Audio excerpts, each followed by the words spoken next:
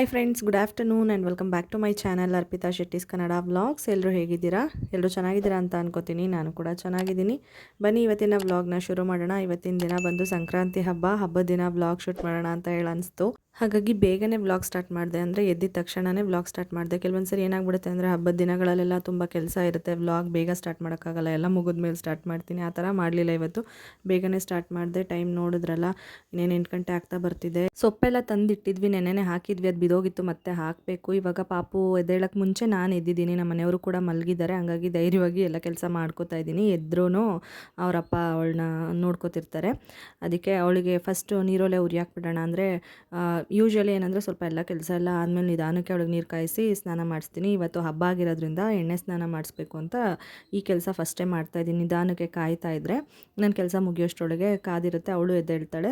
ಬೇಗನೆ ಸ್ನಾನ ಮಾಡಿಸ್ಬಿಡೋಣ ಅಂತ ಹೇಳಿಬಿಟ್ಟು ಇಬ್ಬರಿಗೂ ಆಗುತ್ತೆ. ಸ್ವಲ್ಪ ಜಾಸ್ತಿ ಕಾಯಿಸ್ಬಿಟ್ರೆ ಇಬ್ಬರು ಮ್ಯಾನೇಜ್ ಮಾಡಿ ಸ್ನಾನ ಮಾಡ್ಕೋಬೋದು. ಇದರಲ್ಲಿ ಸ್ವಲ್ಪ ದೊಡ್ಡ ಪಾತ್ರೆ ಆದರೆ ಇನ್ನೂ ಜಾಸ್ತಿನೇ ಆಗುತ್ತೆ. ಈ ಸದ್ಯಕ್ಕೆ ಇಷ್ಟು 2 ಬಿನ್ಗೆ ಹಿಡಿಯೋಷ್ಟರಲ್ಲಿ ಹಾಕಿ ಇಟ್ಟಿದ್ದೀನಿ.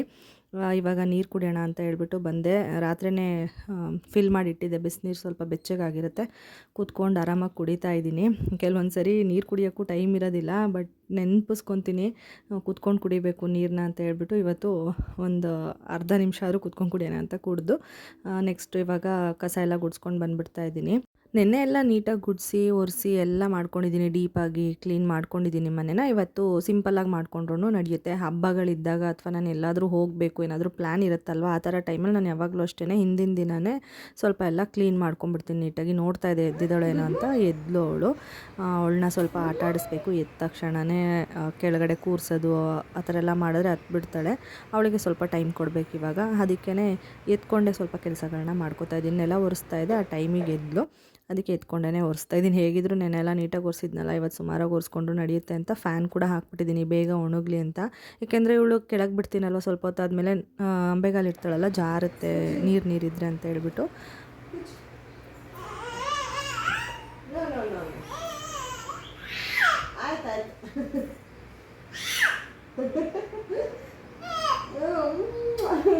ನೀಟಾಗಿ ಎತ್ಕೊಳ್ಳೋಣ ಅಂತ ಹೇಳ್ಬಿಟ್ಟು ಕೂರಿಸಿದ್ದು. ಅಷ್ಟಕ್ಕೇ ಅವಳು ಇನ್ನು ಕೂರಿಸ್ಬಿಡ್ತಾಳೆ ಅಮ್ಮ, ಕೆಳಗಡೆಗೆ ಎತ್ಕೊಳ್ಳಲ್ಲ ಅಂತ ಅಳ್ತಾ ಇದ್ಲು. ಈಗಂತೂ ಸಿಕ್ಕಾಬಟ್ಟೆ ಚಳಿ ಇದೆ. ಮಕ್ಕಳ ಸ್ಕಿನ್ಗೆ ತುಂಬಾ ಕೇರ್ ಮಾಡಬೇಕಾಗುತ್ತೆ, ನಾವು ಎಕ್ಸ್ಟ್ರಾ ಕೇರ್ ಮಾಡಬೇಕಾಗುತ್ತೆ. ಯಾಕೆಂದರೆ ಮಕ್ಕಳ ಸ್ಕಿನ್ನು ತುಂಬ ಡೆಲಿಕೇಟಾಗಿರುತ್ತೆ ಮತ್ತು ನಮ್ಮ ಸ್ಕಿನ್ಗಿಂತನೂ ತುಂಬ ತಿನ್ನಿರುತ್ತೆ. ಹಾಗಾಗಿ ನಾವೇನಾದರೂ ಬೇಬಿ ಕೇರ್ ಪ್ರಾಡಕ್ಟ್ಸ್ ಯೂಸ್ ಮಾಡಬೇಕಾದ್ರೆ ಯೋಚನೆ ಮಾಡಿ ಚೂಸ್ ಮಾಡಬೇಕು. ಯಾಕೆಂದರೆ ನಾವು ಅಪ್ಲೈ ಮಾಡಿದ್ದೆಲ್ಲ ಪ್ರಾಡಕ್ಟ್ಸ್ ಏನಿದೆ ಅದು ಮಕ್ಕಳು ಬ್ಲಡ್ ಸ್ಟ್ರೀಮ್ಗೆ ಅಬ್ಸಾರ್ಬ್ ಆಗುತ್ತೆ. ಹಾಗಾಗಿ ನಾನು ಅದಕ್ಕೆ ಲಿಟಲ್ ರಿಚುವಲ್ಸ್ ಅವರ ಬೇಬಿ ಪ್ರಾಡಕ್ಟ್ಸ್ನ ಯೂಸ್ ಮಾಡ್ತಾ ಇದ್ದೀನಿ. ಯಾಕಂದರೆ ಇದು Asia's first and only baby care products made safe USA certified. ಓಕೆನಾ? ಹಾಗಾಗಿ ತುಂಬಾ ಸೇಫ್ ಆಗಿರುತ್ತೆ. ಯಾವುದೇ ರೀತಿ ಕೆಮಿಕಲ್ಸ್ ಮತ್ತು ಟಾಕ್ಸಿನ್ಸ್ ಇರೋದಿಲ್ಲ. ಇದರಲ್ಲಿ ಸುಮಾರು 6500ಕ್ಕಿಂತ ಹೆಚ್ಚು ಕೆಮಿಕಲ್ಸು ಟಾಕ್ಸಿನ್ಸ್ ಏನಿದೆ ಅದೆಲ್ಲದರಿಂದನೂ ಫ್ರೀ ಇದೆ ಈ ಪ್ರಾಡಕ್ಟ್ಸ್ ಎಲ್ಲನೂ. ನಾನಿಲ್ಲಿ ಪಾಪುಗೆ ಇವಾಗ wood cold pressed organic coconut ಆಯಿಲ್ನ ಯೂಸ್ ಮಾಡ್ತಾ ಇದ್ದೀನಿ ಮಸಾಜ್ ಮಾಡೋದಕ್ಕೆ, ಮತ್ತು ಕೂದಲಿಗೂ ಹೇರ್ಸಿಗೂ ಅಷ್ಟೇ ಅದನ್ನೇ ಯೂಸ್ ಮಾಡ್ತಾ ಇದ್ದೀನಿ. ಇದು ಮಕ್ಕಳ ಸ್ಕಿನ್ನನ್ನು ಡೀಪಾಗಿ ಹೈಡ್ರೇಟ್ ಮಾಡುತ್ತೆ. ಸೊ ಸ್ಕಿನ್ ಎಲಾಸ್ಟಿಸಿಟಿ ಜಾಸ್ತಿ ಆಗುತ್ತೆ. ಮತ್ತು ಇದ್ರ ಜೆಂಟಲ್ ಫಾರ್ಮುಲಾ ಏನಿದೆ, ಮಕ್ಕಳ ಸ್ಕಿನ್ನಲ್ಲಿ ಏನಾದರೂ ಇರಿಟೇಷನ್ ಇದ್ದರೆ ಅದರಿಂದ ಇಮಿಡಿಯೇಟ್ ರಿಲೀಫ್ ಕೂಡ ಕೊಡುತ್ತೆ. ಇದನ್ನು ಯೂಸ್ ಮಾಡೋದ್ರಿಂದ ಮಕ್ಕಳ ಸ್ಕಿನ್ ಮತ್ತು ಹೇರ್ ಏನಿದೆ ತುಂಬಾ ಚೆನ್ನಾಗಿ ನರಿಷ್ ಮಾಡುತ್ತೆ ಮತ್ತು ಸ್ಟ್ರೆಂತ್ ಕೂಡ ಜಾಸ್ತಿ ಆಗುತ್ತೆ. ಯಾಕೆಂದರೆ ಇದರಲ್ಲಿ ಲಾರಿಕ್ ಆ್ಯಸಿಡ್ನ ಯೂಸ್ ಮಾಡಿದ್ದಾರೆ. ಮತ್ತು ಬ್ಲಡ್ ಸರ್ಕ್ಯುಲೇಷನ್ ಕೂಡ ಮಸಾಜ್ ಕೊಡೋದ್ರಿಂದ ಆಯಿಲ್ ಯೂಸ್ ಮಾಡಿ ಜಾಸ್ತಿ ಆಗುತ್ತೆ. ಇದನ್ನು ಪ್ಯೂರ್ ಆ್ಯಂಡ್ ಕೋಲ್ಡ್ ಪ್ರೆಸ್ಡ್ ಆಯಿಲಿಂದ ಮಾಡಿರೋದ್ರಿಂದ ತುಂಬ ನ್ಯೂಟ್ರಿಯೆಂಟ್ಸ್ ಎಲ್ಲ ಏನೂ ಲಾಸ್ ಆಗಿರೋದಿಲ್ಲ, ನ್ಯೂಟ್ರಿಯೆಂಟ್ಸ್ನ ರಿಟೈನ್ ಮಾಡ್ಕೊಂಡಿರುತ್ತೆ. ಹಾಗಾಗಿ ತುಂಬಾ ಅಡ್ವಾಂಟೇಜ್ ಇದೆ ಮಕ್ಕಳ ಸ್ಕಿನ್ಗೆ ಮತ್ತು ಹೇರ್ಸ್ಗೆ ಇದನ್ನ ಯೂಸ್ ಮಾಡೋದ್ರಿಂದ.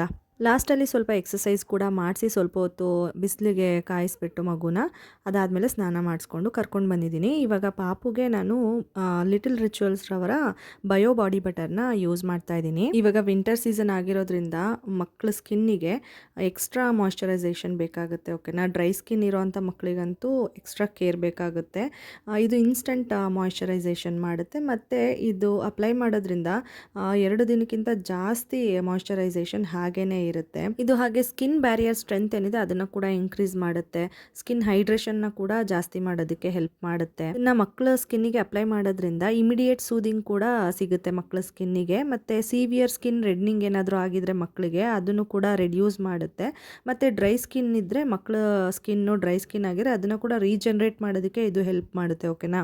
ನಿಮಗೆಲ್ಲ ಗೊತ್ತಿರುತ್ತೆ ಈ ವಿಂಟರ್ ಸೀಸನಲ್ಲಿ ಚಳಿ ಎಷ್ಟಿರುತ್ತೋ ಅಷ್ಟೇ ಬಿಸಿಲು ಕೂಡ ಇರುತ್ತೆ. ಮಕ್ಕಳನ್ನ ಹೊರಗಡೆ ಎಲ್ಲ ಕರ್ಕೊಂಡು ಹೋಗ್ತಿರ್ತೀವಿ. ಅದರಲ್ಲೂ ನಮ್ಮ ಪಾಪು ಸ್ವಲ್ಪ ಹೊರಗಡೆ ಎಲ್ಲ ಓಡಾಡಬೇಕು ಅಂತ ಆಸೆ ಪಡೋದು ಜಾಸ್ತಿ. ನಾನು ಹೇಳಿದ್ದೆ ಮುಂಚೆನೇ ಒಂದು ಬ್ಲಾಗಲ್ಲಿ, ಸ್ವಲ್ಪ ಔಟ್‌ಡೋರ್ ಪರ್ಸನ್ ಇವಳು. ಹೊರಗಡೆ ಇದ್ದರೆ ಆರಾಮಾಗಿರ್ತಾಳೆ, ಮನೇಲೇ ಸ್ವಲ್ಪ ಕಿರಿಕಿರಿ ಮಾಡೋದು ಅಂತ. ಹಾಗಾಗಿ ಇವಳಿಗೆ ಸ್ಕಿನ್ ಎಕ್ಸ್ಪೋಜರ್ ಸನ್ನಿಗೆ ಜಾಸ್ತಿ ಆಗ್ತಿತ್ತು. ನಾನು ಯೋಚನೆ ಮಾಡ್ತಿದ್ದೆ ಯಾವ ಸನ್‌ಸ್ಕ್ರೀನ್ ಯೂಸ್ ಮಾಡ್ಬೋದು, ಯಾವ್ದು ಸೇಫ್ ಅಂತ. ಇದು ಲಿಟಲ್ ರಿಚುವಲ್ಸ್ ಅವರದ್ದೇ ಸನ್‌ಸ್ಕ್ರೀನ್ ಯೂಸ್ ಮಾಡ್ತಾಯಿದ್ದೀನಿ. ರೇ ಶೀಲ್ಡ್ ಸನ್‌ಸ್ಕ್ರೀನ್ ಇದು.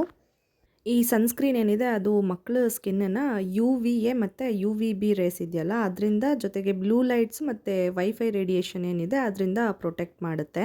ನಾನು ಆಗಲೇ ಹೇಳ್ದಾಗೆ ಇವ್ರ ಪ್ರಾಡಕ್ಟ್ಸಲ್ಲಿ ಯಾವುದೇ ರೀತಿ ಟಾಕ್ಸಿನ್ಸ್ ಇರೋದಿಲ್ಲ, ಹಾರ್ಮ್ಫುಲ್ ಕೆಮಿಕಲ್ಸ್ ಇರೋದಿಲ್ಲ. ಓಕೆನಾ. ಇವರು ಯೂಸ್ ಮಾಡಿರೋಂಥ ಇಂಗ್ರೀಡಿಯೆಂಟ್ಸ್ ಎಲ್ಲ ಏನಿದೆ ಆರ್ಗ್ಯಾನಿಕ್ ಇಂಗ್ರೀಡಿಯೆಂಟ್ಸ್ ಆಗಿರುತ್ತೆ. ಮತ್ತು ಪ್ರಾಡಕ್ಟ್ಸ್ ಎಲ್ಲ ತುಂಬ ನ್ಯಾಚುರಲ್ ಆಗಿರುತ್ತೆ ಮತ್ತು ಜೆಂಟಲ್ ಆಗಿ ಕೂಡ ಇರುತ್ತೆ. ಮಕ್ಕಳು ಸ್ಕಿನ್ನು ಸೆನ್ಸಿಟಿವ್ ಇರುತ್ತೆ. ಸೊ ಅಂಥ ಸ್ಕಿನ್ನಿಗೆ ಇದು ತುಂಬಾ ಸೇಫು, ಕ್ವಿಕ್ಕಾಗಿ ಅಬ್ಸಾರ್ಬ್ ಆಗುತ್ತೆ, ಕ್ಲಿಯರ್ ಆಗಿ ಇನ್ವಿಸಿಬಲ್ ಫಿನಿಶ್ ಕೂಡ ಸಿಗುತ್ತೆ. ಅಂದರೆ ಅಪ್ಲೈ ಮಾಡಿದ್ದೀವಿ ಅಂತ ಕೂಡ ಅನ್ಸೋದಿಲ್ಲ, ಆ ರೀತಿ ಇರುತ್ತೆ.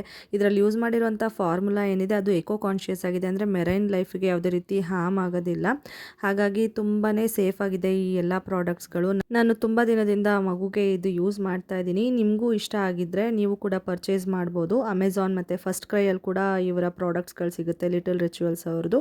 ಅಥವಾ ಅವ್ರದ್ದು ವೆಬ್ಸೈಟ್ ಲಿಂಕ್ನ ನಾನು ಡಿಸ್ಕ್ರಿಪ್ಷನ್ ಬಾಕ್ಸಲ್ಲಿ ಕೊಟ್ಟಿರ್ತೀನಿ, ಅಲ್ಲಿ ನೀವು ಹೋಗಿ ಪರ್ಚೇಸ್ ಮಾಡ್ಬೋದು. ಓಕೆನಾ. ಇವಾಗ ಪಾಪುದು ಸ್ನಾನ ಎಲ್ಲ ಆಯಿತು. ಆಯಿಲ್ ಮಸಾಜ್ ಮಾಡಿ ಸ್ವಲ್ಪ ಹೊತ್ತು ಆಟ ಆಡಿಸ್ಬಿಟ್ಟು, ಅವಳನ್ನ ಬಿಸಿಲಲ್ಲೆಲ್ಲ ಆಟ ಆಡಿಸ್ಬಿಟ್ಟು, ಅದಾದಮೇಲೆ ಅವಳಿಗೆ ಸ್ನಾನ ಮಾಡಿಸ್ಬಿಟ್ಟು ರೆಡಿ ಮಾಡಿಬಿಟ್ಟು ನಮ್ಮ ಮನೆಯವ್ರ ಕೈ ಕೊಟ್ಬಿಟ್ಟೆ. ನಾನು ಕೂಡ ತಲೆಗೆ ಸ್ನಾನ ಮಾಡಿಕೊಂಡು ಬಂದೆ. ಇವಾಗ ಫಸ್ಟು ಬಂದು ಮಾಡ್ತಾ ಇರೋದು ಕೆಲಸ ಏನಂತಂದರೆ, ಅಕ್ಕಿ ಮತ್ತು ಹೆಸರು ಬೇಳೆನ ತೊಳೆದ್ಬಿಟ್ಟು ಪೊಂಗಲ್ಲಿಗೆ ರೆಡಿ ಮಾಡ್ತಾ ಇದ್ದೀನಿ. ಇದು ಪೊಂಗಲ್ ಸ್ಪೆಷಲ್ ಅಲ್ವಾ ಈ ಹಬ್ಬಕ್ಕೆ, ಸಂಕ್ರಾಂತಿ ಹಬ್ಬಕ್ಕೆ ಸಿಹಿ ಪೊಂಗಲ್ ಮತ್ತು ಖಾರ ಪೊಂಗಲ್ ಮಾಡೋಣ ಅಂತ ಹೇಳ್ಬಿಟ್ಟು ನಾನು 2 ಪೊಂಗಲಿಗೂ ಒಟ್ಟಿಗೆ ಇಡ್ತಾ ಇದ್ದೀನಿ. ಅಂದರೆ ಸ್ವೀಟು ಖಾರಕ್ಕೆ ಎರಡಕ್ಕೂ ಅಕ್ಕಿ ಮತ್ತು ಹೆಸರು ಬೇಳೆನ ಒಟ್ಟಿಗೆ ಇಟ್ಬಿಡ್ತೀನಿ. ಅದಾದಮೇಲೆ ಅದು ಬೆಂದಾದಮೇಲೆ ಸಪ್ರೇಟ್ ಮಾಡ್ಕೊತೀನಿ. ಸ್ವೀಟ್ ಪೊಂಗಲ್ಗೆ ಸ್ವಲ್ಪ ಎತ್ತಿಟ್ಕೊತೀನಿ, ಖಾರ ಪೊಂಗಲ್ಗೆ ತೊಗೊಂಡು ಒಗ್ಗರಣೆ ಮಾಡ್ಕೊತೀನಿ. ಆ ಥರ ಮಾಡ್ತೀನಿ. ನೀವೆಲ್ಲ ಯಾವ ಥರ ಮಾಡ್ತೀರಾ ಅಂತ ಹೇಳ್ಬಿಟ್ಟು ಕಮೆಂಟ್ ಮಾಡಿ. ಇದು ಈಸಿ ಆಗುತ್ತೆ.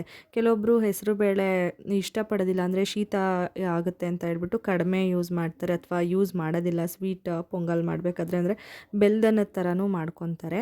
ಅಮ್ಮ ಹಂಗೆ ಮಾಡೋದು, ಏಕೆಂದರೆ ಅವ್ರಿಗೆ ಆಗೋದಿಲ್ಲ ಹೆಸರುಬೇಳೆ ತಿಂದರೆ ಸ್ನೀಸಿಂಗ್ ಎಲ್ಲ ಸ್ಟಾರ್ಟ್ ಆಗಿಬಿಡುತ್ತೆ. ನಾನು ಈ ಥರ ಮಾಡ್ತೀನಿ. ನಮ್ಮ ಮನೆಯಲ್ಲಿ ಏನಿಲ್ಲ, ಸೆಟ್ ಆಗುತ್ತೆ ನಮಗೆ. ಹಾಗಾಗಿ ಸ್ವಲ್ಪನೇ ಸಾಲ್ಟ್ ಹಾಕಿದ್ದೀನಿ, ಯಾಕೆಂದರೆ ಇದರಲ್ಲಿ ಸ್ವೀಟ್ ಪೊಂಗಲ್ಗೂ ತೊಗೊಳೋದ್ರಿಂದ ಜಾಸ್ತಿ ಉಪ್ಪುಪ್ಪಾದರೆ ಸ್ವೀಟ್ ಚೆನ್ನಾಗಿರಲ್ಲ ಅಂತ ಹೇಳ್ಬಿಟ್ಟು.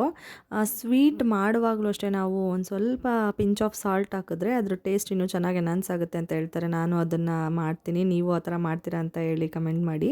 ಮತ್ತು ನಾನು ಅಮ್ಮನ ಮನೆಯಿಂದ ರಿಟರ್ನ್ ಬಂದಾಗ ಮಂಡ್ಯದಲ್ಲಿ ಸ್ವಲ್ಪ ಹಬ್ಬಕ್ಕೆ ಬೇಕಾಗಿರೋ ಐಟಮ್ಸ್ ಎಲ್ಲ ತಂದಿದ್ದೆ. ಗೆಣಸು, ಕಡಲೆಕಾಯಿ ಮತ್ತು ಅವರೆಕಾಯಿ ಎಲ್ಲನೂ ತಂದಿದ್ದೆ. ಅವರೆಕಾಯಿ ಎಲ್ಲನೂ ನಾನು ಬಿಡಿಸಿ ಫ್ರಿಡ್ಜಲ್ಲಿ ಇಟ್ಟಿದ್ದೆ. ಅಂದರೆ ಇದ್ಕಿದ ಬೇಳೆ ಸಾಂಬಾರು ಮಾಡೋದು ಸ್ಪೆಷಲ್ ಆ್ಯಕ್ಚುಲಿ ಈ ಹಬ್ಬಕ್ಕೆ. ನಾನು ನಮ್ಮ ಮನೆಯವ್ರನ್ನ ಕೇಳಿದೆ ಅವ್ರಿಗೆ ಯಾವ ಸಾಂಬಾರು ಇಷ್ಟ ಅಂತ ಹೇಳ್ಬಿಟ್ಟು, ಇದ್ಕಿದ ಬೇಳೆ ಸಾಂಬಾರು ಇಷ್ಟ ಆಗುತ್ತಾ ಮಾಡಲಾ ಅಂತ ಕೇಳಿದ್ದಕ್ಕೆ ಅವರು ನನಗೆ ಅದು ಇಷ್ಟ ಆಗೋದಿಲ್ಲ, ಬೇಡ ಮಾಮೂಲಿ ಅವರೆಕಾಳು ಹುಳಿ ಸಾರು ಮಾಡ್ತೀನಲ್ಲ ಆ ಥರನೇ ಮಾಡು ಅಂತ ಹೇಳಿದ್ರು. ಸರಿ ಅಂದ್ಬಿಟ್ಟು ನಾನು ಅದು ಅವರೆಕಾಯಿ ಏನು ನೆನೆಯೋಕ್ಕೆಲ್ಲ ಹೋಗಿರಲಿಲ್ಲ, ಹಾಗೆಯೇ ಫ್ರಿಡ್ಜಲ್ಲಿ ಇಟ್ಟಿದ್ದೆ. ಇವಾಗ ಪೊಂಗಲ್ಗೂ ಕೂಡ ಸ್ವಲ್ಪ ಅದನ್ನು ಬೇಯಿಸ್ಕೊಂಡು ಖಾರ ಪೊಂಗಲ್ಗೆ ಹಾಕೋತೀನಿ, ಚೆನ್ನಾಗಿರುತ್ತೆ. ಸಣ್ಣ ಕುಕ್ಕರ್ ಏನಿದೆ, ಚಿಕ್ಕ ಕುಕ್ಕರಿಗೆ ಗೆಣಸು ಮತ್ತು ಕಡಲೆಕಾಯಿನ ತೊಳೆದು ಹಾಕ್ತಾಯಿದ್ದೀನಿ ಬೇಯೋಕ್ಕಿಡೋಣ ಅಂತ ಹೇಳ್ಬಿಟ್ಟು. ಸ್ವಲ್ಪ ಅವರೆಕಾಯಿನೂ ಹಾಕಬೇಕಾಗಿತ್ತು, ಬಟ್ ನಾನು ಭಾನುವಾರನೇ ತಂದಿದ್ದು. ಭಾನುವಾರ ತಂದು ಇಷ್ಟು ದಿನವರೆಗೂ ಅದು ಇರೋದಿಲ್ಲ, ಒಣಗೋದಂಗೆ ಆಗಿಬಿಡುತ್ತೆ, ಎಳೆದಿಟ್ಬಿಟ್ಟಿದ್ದೆ. ಹಾಗಾಗಿ ಇನ್ನೇನು ಮಾಡೋದು, ಇದೆರಡನ್ನೇ ಬೇಯಿಸ್ತಾ ಇದ್ದೀನಿ. ಗೆಣಸೆಲ್ಲ ಸ್ವಲ್ಪ ದೊಡ್ಡದಿರೋದನ್ನೆಲ್ಲ ಕಟ್ ಮಾಡಿಬಿಟ್ಟು ಹಾಕ್ತಾಯಿದ್ದೀನಿ. ಚೆನ್ನಾಗಿ ಬೇಯುತ್ತೆ. ಜೊತೆಗೆ ನನಗೆ ಚಿಕ್ಕ ಕುಕ್ಕರ್ ಆಗಿರೋದ್ರಿಂದ ಜಾಗನೂ ಸಾಕಾಗುತ್ತೆ, ಓವರ್ ಫಿಲ್ ಮಾಡೋದು ಬೇಡ ಅಂತ ಹೇಳ್ಬಿಟ್ಟು ಆ ರೀತಿ ಮಾಡ್ತಾಯಿದ್ದೀನಿ. ಕುಕ್ಕರೆಲ್ಲ ಜೋಡಿಸ್ಬಿಟ್ಟು ಅದು ಆಗಲೇ ಅದ್ರ ಪಾಡ್ಗೆ ಅದು ಆಗುತ್ತೆ ಅಂತ ಹೇಳ್ಬಿಟ್ಟು ಇವಾಗ ಬಂದು ಸೊಪ್ಪು ಎಲ್ಲನೂ ಹಾಕ್ತಾಯಿದ್ದೀನಿ. ಅಂದರೆ ಮಾವಿನ ಸೊಪ್ಪು ಜೊತೆಗೆ ಬೇರೆ ಸೊಪ್ಪುಗಳೆಲ್ಲನೂ ಹಾಕ್ತಾರೆ. ಅದು ಹಿಂದಿನ ದಿನವೇ ಹಾಕೋದು. ಹಾಕಿದ್ವಿ, ಗಾಳಿ ತುಂಬ ಇರೋದ್ರಿಂದ ಬಿದ್ದೋಗ್ತಿತ್ತು. ಮತ್ತು ಇವತ್ತು ಹಬ್ಬದ ದಿನವೂ ಹಾಕಿದೆ. ಪಾಪುನ ಅವರಪ್ಪ ಎತ್ಕೊಂಡಿದ್ದಾರೆ, ಆಟ ಆಡಿಸ್ತಾ ಇದ್ದಾರೆ. ನಾನು ಕೆಲಸಗಳನ್ನ ಮಾಡ್ಕೋತಾ ಇದ್ದೀನಿ. ದೇವ್ರ ಮನೆ ಕೆಲಸ ಎಲ್ಲ ನೆನ್ನೆನೇ ನಾನು ಮಾಡ್ಕೊಂಡಿದ್ದೆ. ಅಂದರೆ ದೇವ್ರ ಪಾತ್ರೆ ಎಲ್ಲ ನೀಟಾಗಿ ವಾಶ್ ಮಾಡಿಬಿಟ್ಟು ದೇವ್ರ ಮನೆಯನ್ನೆಲ್ಲ ಒರೆಸಿ ಎಲ್ಲ ಮಾಡಿ, ಹೊಸ್ಲಿಗೂ ಎಲ್ಲ ನೀಟಾಗಿ ರೆಡಿ ಮಾಡ್ಕೊಬಿಟ್ಟಿದ್ದೆ. ರಂಗೋಲೆ ಬಿಟ್ಟು ಹೂವೆಲ್ಲನೂ ಮುಡಿಸ್ಬಿಟ್ಟಿದ್ದೆ ದೇವರಿಗೆ. ನನಗೆ ಗೊತ್ತು ಇವತ್ತು ಅದೆಲ್ಲ ಆಗದೆ ಇರೋ ಕೆಲಸ, ಪಾಪು ಅಷ್ಟು ಮಾಡೋದಕ್ಕೆ ಟೈಮ್ ಕೊಡೋದಿಲ್ಲ ಅಂತ ಹೇಳ್ಬಿಟ್ಟು ಅದಕ್ಕೆ ನೆನ್ನೆನೇ ಎಲ್ಲ ಮಾಡ್ಕೊಂಡಿದ್ದೆ. ಇವತ್ತು ಜಸ್ಟ್ ಹೋಗಿ ಪೂಜೆ ಮಾಡೋದಷ್ಟೇ ನಾನು ಇಟ್ಕೊಂಡಿದ್ದಿದ್ದು. ಇಲ್ಲಿ ನಾನು ಪೊಂಗಲಿಗೆಲ್ಲ ರೆಡಿ ಮಾಡಿಟ್ಟಿದ್ದೀನಿ. ಇದು ಪ್ರೆಷರ್ ಬಿಡ್ತಾ ಇದೆ, ಅದು ಬಿಡೋವರೆಗೂ ಟೈಮ್ ಇದೆಯಲ್ಲ ಅಂತ ದೇವ್ರ ಮನೆ ಕೆಲಸನ ಅಂದರೆ ದೀಪ ಹಚ್ಬಿಡೋಣ ಅವಳು ಅಳೋದಕ್ಕೆ ಮುಂಚೆ ಅಂತ ಹಚ್ತಾ ಇದ್ದೆ. ಹೇಗಿದ್ರು ಸುಮ್ಮನಿದ್ಲು ಅವ್ರ ಅಪ್ಪನ ಜೊತೆ.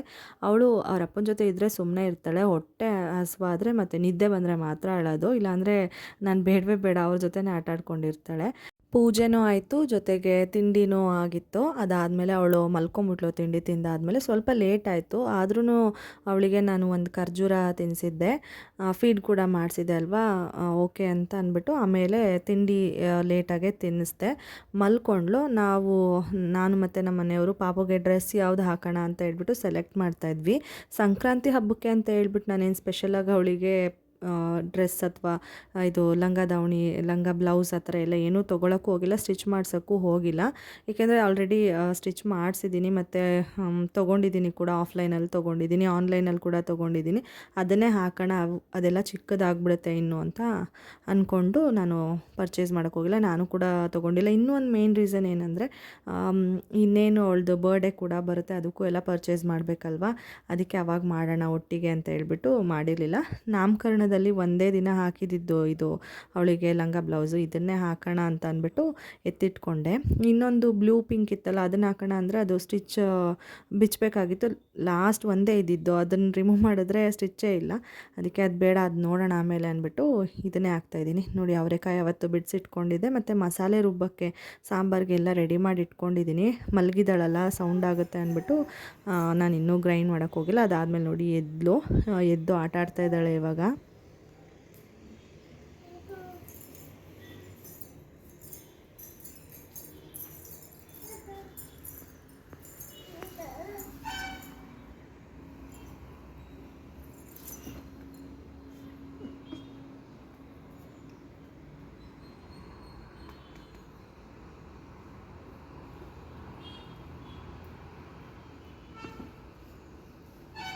ಏನು ಹೂವು ಕಿತ್ತಾಕ್ತಾ ಇದೆಯಾ?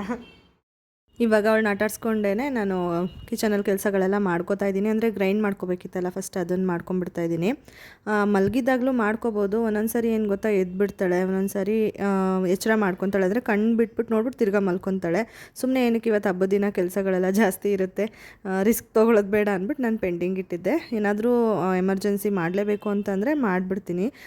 ಕುಕ್ಕರು ಅಷ್ಟೇ, ಏನಾದರೂ ವಿಷಲ್ ಹೊಡೆದ್ರೆ ಕಣ್ಣು ಬಿಟ್ಬಿಟ್ಟು ನೋಡ್ಬಿಟ್ಟು ತಿರ್ಗಾ ಮಲ್ಕೊತಾಳೆ. ಮುಂಚೆ ಎಲ್ಲ ಏನಂದರೆ ಸಖತ್ ಎದ್ರುಕೊಳ್ಳೋಳು. ಕಂಪ್ಯಾರಿಟಿವ್ಲಿ ಇವಾಗ ಕಡಿಮೆ ಮಾಡ್ಕೊತಾ ಬರ್ತಿದ್ದಾಳೆ. ಮುಂಚೆ ಎಲ್ಲ ಸಣ್ಣ ಸೌಂಡಿಗೆಲ್ಲ ಎದ್ಬಿಡೋಳು. ಇವಾಗ ಏನತ್ರ ಪಾತ್ರೆ ಸೌಂಡ್ ಆದರೆ ಅಥವಾ ಬೇರೆ ಏನಾದರೂ ಸೌಂಡ್ ಆದ್ರೆಲ್ಲ ಎದ್ದೇಳೋದಿಲ್ಲ, ಕಣ್ಣು ಬಿಡ್ತಾಳೆ, ನೋಡ್ತಾಳೆ, ಮಲ್ಕೊಂಡ್ಬಿಡ್ತಾಳೆ. ಒಂದೊಂದ್ಸರಿ ಅಂತೂ ಎಚ್ಚರನೂ ಆಗೋದಿಲ್ಲ, ಹಂಗೆ ಮಾಡ್ತಾಳೆ. ಅವರೆಕಾಯಲ್ಲಿ ಸ್ವಲ್ಪ ಹುಳ ಬಂದಿರೋಂಥ ಅವರೆಕಾಯಿ ಎಲ್ಲ ಇರುತ್ತಲ್ಲ, ಅದನ್ನೆಲ್ಲ ತೆಗೆದು ಬಿಸಾಡಿದೆ. ನಾನು ಏನು ಮಾಡ್ತೀನಿ ಅಂದರೆ, ಅವರೆಕಾಯಿ ಎಡಿಬೇಕಾದ್ರೇ ಸ್ವಲ್ಪ ಕೇರ್ಫುಲ್ಲಾಗಿ ಚೆನ್ನಾಗಿರೋದು ಮಾತ್ರ ಎತ್ಕೊಂಡು ಚೆನ್ನಾಗಿಲ್ದಿರೋದು ಬಿಸಾಡ್ತೀನಿ. ಅಂದರೆ ಎಡಿಯೋಕ್ಕೆ ಹೋಗೋದಿಲ್ಲ. ಅದರಲ್ಲೂ ಒಂದೊಂದು ಮಧ್ಯದಲ್ಲಿ ಬಂದಿರೋದನ್ನ ಎತ್ತು ಬಿಸಾಡಿಬಿಟ್ಟು ಇವಾಗ ಮಾಡ್ತಾಯಿದ್ದೀನಿ ಕೆಲಸಗಳು, ಅಡುಗೆ ಕೆಲಸನ. ನೋಡಿ ಬಂದ್ಲು ಹತ್ಕೊಂಡು. ಅಂದರೆ ಅವಳು ಏನಂದರೆ ಅಳ್ತಿದ್ದೇನಕ್ಕೆ ಅಂದರೆ ಎತ್ಕೊ ಅಂತ. ಅದೆಲ್ಲ ಈಗ ನಾನು ಏನೇನು ಅಡುಗೆ ಕೆಲಸ ಎಲ್ಲ ಮಾಡ್ತಿದ್ದೀನಿ ಅದು ನೋಡೋಕ್ಕೆ ಅವಳಿಗೆ ಇಂಟ್ರೆಸ್ಟು, ಹಾಗಾಗಿ ಎತ್ಕೊ ಅಂತ ಅಳ್ತಿದ್ಲು. ಸರಿ ಎದ್ದು ನಿಂತ್ಕೊಂಡ್ಬಿಡ್ತಾಳೆ ನನ್ನನ್ನು ಹಿಡ್ಕೊಂಡು, ನಂಗೆ ಭಯ. ಅದಕ್ಕೇ ಎತ್ಕೊಂಡು ಇವಾಗ ಒಂದೇ ಕೈಯಲ್ಲಿ ಕೆಲಸ ಮಾಡ್ತಾಯಿದ್ದೀನಿ. ಆಲೂಗೆಡ್ಡೆ ಎಲ್ಲ ಒಂದೇ ಕೈಯಲ್ಲಿ ಕಟ್ ಮಾಡಿಬಿಟ್ಟು ಇನ್ನೇನು ಸಾಂಬಾರ್ಗೆ ಒಗ್ಗರಣೆ ಹಾಕೋದಲ್ವ, ಅಷ್ಟೇ ಮಾಡ್ಕೋಬೋದು ಒಂದು ಕೈಲಿ ಅಂದ್ಬಿಟ್ಟು ಮಾಡ್ತಾಯಿದ್ದೀನಿ. ಒಂದು ಕೈಯಲ್ಲಿ ಎಷ್ಟುವರೆಗೂ ಆಗುತ್ತೆ ಅಷ್ಟುವರೆಗೂ ಅವಳನ್ನ ಎತ್ಕೊಂಡೇ ಮಾಡ್ತಿರ್ತೀನಿ. ಆಮೇಲೆ ಇಲ್ಲ 2 ಕೈ ಯೂಸ್ ಮಾಡಬೇಕು ಅಂದಾಗ ಏನಾದರೂ ಒಂದು ಸ್ವಲ್ಪ ಸಮಾಧಾನ ಮಾಡಿಬಿಟ್ಟು ನೈಸ್ ಮಾಡಿಬಿಟ್ಟು ಅವಳನ್ನ ಕೆಳಗಡೆ ಕೂರಿಸ್ಬಿಟ್ಟು ಆ ಕೆಲಸ ಮಾಡ್ಕೊತೀನಿ. ಹಂಗೆ ಮ್ಯಾನೇಜ್ ಮಾಡ್ಕೊತೀನಿ ಅಷ್ಟೇ ಯಾವಾಗ್ಲೂ. ಅವಳಿಗೂ ಇವಾಗ ಊಟ ಮಾಡಿಸ್ಬೇಕು. ಲೇಟಾಗಿ ತಿಂಡಿ ತಿನ್ನಿಸಿದ್ದೆ ಅಲ್ವಾ ನಾನು, ಅದಕ್ಕೇ ಸ್ವಲ್ಪ ಲೇಟಾಗೇ ಊಟ ಮಾಡಿಸ್ತಿದ್ದೀನಿ. ಬೇಗ ಊಟ ಮಾಡ್ಸೋಕ್ಕೆ ಹೋದರೆ ಅವಳು ರಿಜೆಕ್ಟ್ ಮಾಡ್ತಾಳೆ, ಊಟ ಮಾಡಲ್ಲ, ಇಲ್ಲ ಸ್ವಲ್ಪ ತಿಂತಾಳೆ. ಅದಕ್ಕೇ ಬೆಳಗ್ಗೆ ಪೊಂಗಲ್ ಜೊತೆಗೆ ಒಂದೇ ಒಂದು ಗೆಣಸು ತಿಂದಿದ್ದೆ, ಕಡಲೆಕಾಯಿ ತಿನ್ನೋಕ್ಕಾಗಿರಲಿಲ್ಲ. ಅದಕ್ಕೇ ಇವಾಗ ಟೈಮ್ ಇತ್ತು, ಆರಾಮಾಗಿ ತಿನ್ಬೋದು, ಇವಳಿಗೂ ತಿನ್ನಿಸ್ಬೋದು, ಗೆಣಸು ತಿಂತಾಳೆ ಅಂದ್ಬಿಟ್ಟು ಒಂದು ಪ್ಲೇಟ್ಗೆ ಹಾಕ್ಕೊಂಡು ಬಂದೆ. ಗೆಣಸು ಸ್ವಲ್ಪ ತಿಂದಳು ಅಷ್ಟೇ, ಜಾಸ್ತಿ ಏನು ತಿಂದಿಲ್ಲ. ಅದು ಅಷ್ಟು ಸ್ವೀಟ್ ಇರಲಿಲ್ಲ ಗೆಣಸು, ಸಿಹಿ ಗೆಣಸಿದು. ಮುಂಚೆ ಎಲ್ಲ ಎಷ್ಟು ಸ್ವೀಟಾಗಿ ಬರ್ತಿತ್ತು, ಇವಾಗ ಅಷ್ಟು ಸ್ವೀಟಾಗಿ ಬರೋದೇ ಇಲ್ಲ. ಏನೋ ಒಂಥರ ಬೆಂಡ್ ತಿಂದಂಗೆ ಅನಿಸುತ್ತೆ. ನಮ್ಮ ಚೈಲ್ಡ್ಹುಡ್ಡಲ್ಲೆಲ್ಲ ಅಮ್ಮ ತಂದು ಬೇಯಿಸ್ತಿದ್ರಲ್ಲ, ಅದು ಸಖತ್ತು ಸ್ವೀಟಾಗಿ, ಮೇ ಬಿ ನಮಗೆ ಸ್ವೀಟಾಗಿರೋದು ಸಿಕ್ಕಿಲ್ಲ ಅಂತ ಅನ್ಕೋತೀನಿ. ನೀಟಾಗಿ ಅಬ್ಸರ್ವ್ ಮಾಡಿದ್ರೆ ಗೊತ್ತಾಗುತ್ತೆ ನಿಮಗೆ ಅವಳು ಹೇಗೆ ಬೇಡ ಅಂತಿದ್ದಾಳೆ ಅಂತ ಅಂದ್ಬಿಟ್ಟು. ಜೋರಾಗಿ ಅತ್ತೆ ಬಿಡ್ತಾಳೆ, ಕಿರ್ಚ್ಬಿಡ್ತಾಳೆ, ಎಲ್ಲ ಕೈಗೆ ಹೊಡಿಯೋದು, ಕೈಯಲ್ಲಿ ನೋವು ಅನ್ನೋದು ಎಲ್ಲ ಮಾಡ್ತಾಳೆ. ಇವಾಗ ಈವ್ನಿಂಗ್ ನಾನು ವ್ಲಾಗ್ನ ಕಂಟಿನ್ಯೂ ಮಾಡ್ತಾಯಿದ್ದೀನಿ. ನಮ್ಮ ಪಾಪುಗೆ ಇದೇ ಫಸ್ಟ್ ಸಂಕ್ರಾಂತಿ ಹಬ್ಬ ಅಲ್ವಾ, ಆರತಿ ಮಾಡಬೇಕಿತ್ತು. ಹಾಗಾಗಿ ಅದಕ್ಕೆ ರೆಡಿ ಮಾಡ್ತಾಯಿದ್ದೀವಿ. ನಾನು ರೆಡಿ ಮಾಡಿಟ್ಟಿದ್ದೆ ಎಲ್ಲ, ಬೇರೆ ಏನು ಪೂಜೆಗೆಲ್ಲ ಏನು ರೆಡಿ ಮಾಡಬೇಕು ಅದನ್ನೆಲ್ಲ ರೆಡಿ ಮಾಡಿಟ್ಟಿದ್ದೆ. ನಮ್ಮ ಮನೆಯವ್ರ ಪಾಪುನ ಒಂದು ಸ್ವಲ್ಪ ಹೊತ್ತು ಹೊರಗಡೆ ಓಡಾಡ್ಸ್ಕೊಂಡು ಬರ್ತೀನಿ ಅಂತ ಕರ್ಕೊಂಡೋಗಿದ್ರು ಆ ಟೈಮಲ್ಲಿ. ಇವಾಗ ಬ್ಯಾಕ್ಗ್ರೌಂಡಿಗೆ ಚೆನ್ನಾಗಿ ಕಾಣಲಿ ಅಂತ ಹೇಳ್ಬಿಟ್ಟು ಆ ಥರ ರೆಡಿ ಮಾಡ್ತಾಯಿದ್ರು ನಮ್ಮ ಮನೆಯವರು. ಇವಳನ್ನೂ ಕೂಡ ರೆಡಿ ಮಾಡಿದ್ದೀನಿ. ಇದು ಲಂಗ ಬ್ಲೌಸ್ ಆಗಲೇ ತೋರಿಸ್ದೆ ಅಲ್ವಾ ನಾಮಕರಣದ್ದು, ಅದನ್ನೇ ಹಾಕಿದ್ದೀನಿ. ಅವಳಿಗೆ ಏನೋ ಗೊತ್ತಿಲ್ಲ, ಸುಮ್ಮನೆ ಅಳ್ತಾ ಇದ್ಲು. ಯಾಕೆ ಅಂತಂದರೆ ನಿದ್ದೆ ಬಂದುಬಿಟ್ಟಿತ್ತು, ಕರೆಕ್ಟ್ ನಿದ್ದೆ ಬಂದುಬಿಟ್ಟಿತ್ತು ಆ ಟೈಮಲ್ಲಿ ಅವಳಿಗೆ. ಮಲಗಿಸಿರ್ಲಿಲ್ಲ ನಾವು, ಬೀರಿಸ್ಬೇಕಲ್ಲ, ಈ ಆರತಿ ಎಲ್ಲ ಮಾಡಬೇಕಲ್ಲ ಅಂತ ಹೇಳ್ಬಿಟ್ಟು. ಮತ್ತು ಹೊರಗಡೆ ಎಲ್ಲ ಕರ್ಕೊಂಡು ಹೋಗಿದ್ರಲ್ಲ, ನಿದ್ದೆ ಮಾಡಿಲ್ಲ ಅವಳು. ಅದಕ್ಕೆ ಸ್ವಲ್ಪ ಈ ಥರ ಅಳೋದು, ಕ್ರ್ಯಾಂಕಿ ಆಗಿರೋದು ಮಾಡ್ತಿದ್ದಾಳೆ. ನಾನೀಗ ಬೇಗ ಆರತಿ ಮಾಡಿಬಿಟ್ಟು ಒಂದು 5 ಮನೆಗೆ ಎಳ್ಳು ಬೆಲ್ಲ ಕೊಡಿಸ್ಬಿಟ್ಟು ಆಮೇಲೆ ಇದು ಹಸು ಎಲ್ಲ ದನ ಎಲ್ಲ ಕಿಚಾಯಿಸ್ತಾರಲ್ಲ ಅಲ್ಲಿಗೆ ಹೋಗೋಣ ಅಂತ ಹೇಳ್ಬಿಟ್ಟು ಪ್ಲ್ಯಾನ್ ಮಾಡ್ಕೊಂಡಿದ್ವಿ. ಅದಕ್ಕೆ ಇದು 12 ವರ್ಷದ ಕೆಳಗಿರೋ ಮಕ್ಕಳಿಗೆ ಮಾಡೋದು ಆರತಿನ ಸಂಕ್ರಾಂತಿ ಹಬ್ಬದಲ್ಲಿ. ಗಂಡು ಮಗು ಆಗಿರ್ಬೋದು ಅಥವಾ ಹೆಣ್ಮಗು ಆಗಿರ್ಬೋದು, 2 ಮಕ್ಕಳಿಗೂ ಮಾಡ್ತಾರೆ. ನಮ್ಮ ಕಡೆನೂ ಈ ಪದ್ಧತಿ ಫಾಲೋ ಮಾಡ್ತಿದ್ರು, ಹಾಗಾಗಿ ನಾನು ಇದನ್ನು ಮಾಡ್ತಾಯಿದ್ದೀನಿ. ಕೆಲವೊಂದು ಕಡೆ ಮಾಡೋದಿಲ್ಲ, ಜಸ್ಟ್ ಸಿಂಪಲ್ಲಾಗಿ ಎಳ್ಳು ಬೀರ್ಸೋದು ಈ ಥರ ಮಾಡ್ತಾರೆ. ನಾನು ಆ್ಯಕ್ಚುಲಿ ಇವತ್ತು ಸ್ಯಾರಿ ಹಾಕ್ಕೊಳ್ಳೋಣ ಅಂತಲೇ ಪ್ಲ್ಯಾನ್ ಮಾಡಿದ್ದೆ, ಬಟ್ ಅದು ಆಗಿಲ್ಲ. ಯಾಕೆಂದರೆ ಸಿಕ್ಕಾಪಟ್ಟೆ ಕೆಲಸಗಳೆಲ್ಲ ಇತ್ತು. ಅದಕ್ಕೇ ಹೊಸದು ಡ್ರೆಸ್ ಇತ್ತಲ್ಲ, ಅದನ್ನೇ ಹಾಕ್ಕೊಂಡೆ, ಹೇಗಿದ್ರು ಹೊಸದಲ್ವ ಅಂತ ಹೇಳ್ಬಿಟ್ಟು. ನಾನಿಲ್ಲಿ ಈ ಆರತಿ ಮಾಡೋದಕ್ಕೆ ಸೇರು ತೊಗೊಂಡಿದ್ದೀನಿ, ಮತ್ತು ಒಂದು ತಟ್ಟೆನಲ್ಲಿ ಹಣ್ಣು ಇಟ್ಟಿದ್ದೀನಿ, ಆ್ಯಪಲ್ ಮತ್ತು ದಾಳಿಂಬೆ ಹಣ್ಣು. ಇನ್ನೊಂದು ತಟ್ಟೆನಲ್ಲಿ ಎಲೆ ಅಡಿಕೆ, ಬಾಳೆಹಣ್ಣು, ಗೆಣಸು, ಕಬ್ಬು ಆ ಥರದ್ದು ಇಟ್ಟಿದ್ದೀನಿ. 5 ಕುಡಿಕೆ ಬರುತ್ತಲ್ಲ ಅದರಲ್ಲೂ ಕೂಡ ಎಳ್ಳು ಬೆಲ್ಲನ ತುಂಬಿಟ್ಟಿದ್ದೀನಿ. ಅದಕ್ಕೆ ಕೆಮ್ಮಣ್ಣು ಮತ್ತು ಸುಣ್ಣ ಇರುತ್ತಲ್ಲ ಅದರಲ್ಲಿ ಪಟ್ಟಿ ಥರ ಬಳಿಬೇಕು. ಮಧ್ಯದಲ್ಲಿ ಕೆಮ್ಮಣ್ಣು, ಆ ಕಡೆ ಈ ಕಡೆ ಸುಣ್ಣದಲ್ಲಿ ಆ ಥರ ಅದನ್ನು ಮಾಡಿದ್ದೀನಿ. ಅರಿಶಿನ ಕುಂಕುಮ ಎಲ್ಲ ಇಟ್ಟಿದ್ದೀನಿ. ಒಂದೇ ತಟ್ಟೆಯಲ್ಲಿ ರತ್ ನೀರು ಮಾಡ್ಕೊಂಡಿದ್ದೀನಿ ಪಾಪುಗೆ ಆರತಿ ಮಾಡೋದಕ್ಕೆ, ತುಪ್ಪದ ದೀಪ ಹಚ್ಕೊಂಡು, ಮತ್ತು ಮಾಮೂಲಿ ದೀಪನೂ ಇಟ್ಟಿದ್ದೀನಿ. ಇವಾಗ ಇಳಿ ತೆಗೆದು ಅದು ಎಳ್ಳು ಬೆಲ್ಲ, ಕಬ್ಬು, ಕಾಯಿನ್ಸು, ಎಳ್ಚೆ ಹಣ್ಣಿದ್ರೆ ಎಳ್ಚೆ ಹಣ್ಣು ಅದು ಹಾಕಿ ಇಳಿ ತೆಗೆದು ಅದನ್ನು ಅವಳ ತಲೆ ಮೇಲಿಂದ ಹಾಕಬೇಕು, ಮುಂದಕ್ಕೆ ಆದಂಗೆ ಹಾಕಬೇಕು. ಹಾಕಿ ಎಲ್ಲ ಮಾಡಿದ್ವಿ. ಆರತಿನೂ ಮಾಡಿ ಅವಳಿಗೆ ತಟ್ಟೆನಲ್ಲಿ ಇಟ್ಟಿದ್ದು ಹಣ್ಣು ಕಾಯಿ ಅದನ್ನೆಲ್ಲ ಕೊಟ್ವಿ. ಅದಾದಮೇಲೆ ಎಲ್ಲ ಮನೆಗೂ ಕರ್ಕೊಂಡೋಗಿ ಎಳ್ಳು ಬೆಲ್ಲ ಬೀರಿಸ್ದೆ. ಅಂದರೆ 5 ಮನೆಗೆ 5 ಕುಡಿಕೆ ಏನಿತ್ತು ಅದರಲ್ಲಿ ಇದ್ದಿದ್ದನ್ನು ಮಕ್ಕಳಿಗೆ ಕೊಡಿಸ್ದೆ ಇವಳ ಕೈಲಿ. ಅದೆಲ್ಲ ಆದಮೇಲೆ ಇಲ್ಲಿ ಹಸು ಕಿಚಾಯಿಸೋ ಹತ್ರ ಬಂದಿದ್ದೀವಿ.